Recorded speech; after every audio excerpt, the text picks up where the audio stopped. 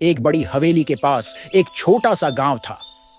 उसी गांव में रहता था एक प्यारा सा पांडा अपने दो खास दोस्तों के साथ, एक नारंगी बिल्ली और एक सफेद कुत्ता। तीनों बहुत खुश थे, खेलते थे, हंसते थे और जिंदगी बड़ी ही शांत थी। लेकिन एक दिन सब कुछ बदल गया। एक रहस्यमयी उल्लू पांडा को एक चिट्ठी देकर चला गया।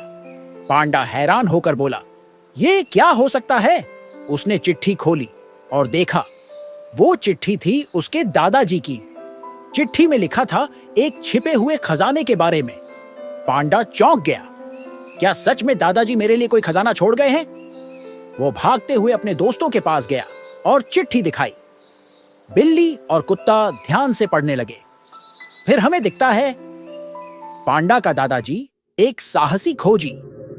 तीनों दोस्त दौड़ते हुए एक बड़े पुराने बरगद के पेड़ तक पहुंचे, वहीं जहां दादाजी ने सुराग छोड़ा था। पांडा और उसके दोस्त मिट्टी खोदने लगे। कुछ देर बाद उन्हें एक रहस्यमयी बक्सा मिला। बॉक्स पर एक अजीब सा चिन्ह था। पांडा ने जैसे ही बॉक्स खोला, एक चमकती हुई रोशनी बाहर निकली, जैसे आग जल रही है। अंदर से निकला एक बड़ा सा नक्शा। पांडा बोला, वाह, अब मैं खजाना ढूंढ के ही रहूंगा। लेकिन बॉक्स में एक चेतावनी भी लिखी थी, जहां खजाना है वहां रहते हैं दो खतरनाक जीव, एक क्रोधित बाघ और एक चालाक भेड़िया। पांडा डर गया, पर उसने हार नहीं मानी। तीनों दोस्तों ने फैसला किया कि वे आज ही निकलेंगे। शाम होने लगी, सूरज डूबने लगा। तीनों अपने अपने सामान की तैयारी करने लगे।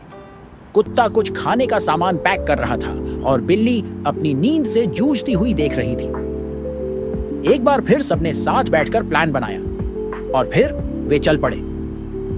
रास्ते में पांडा बार बार नक्शा खोलकर देख रहा था। जंगल का रास्ता मिल गया। वहां एक पुराना सा घर था जहां उन्होंने रात बिताने का फैसला किया।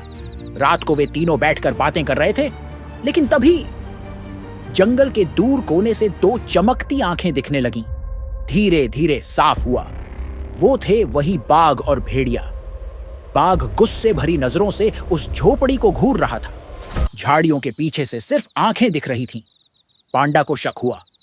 उसने सफेद कुत्ते से बाहर जाकर देखने को कहा।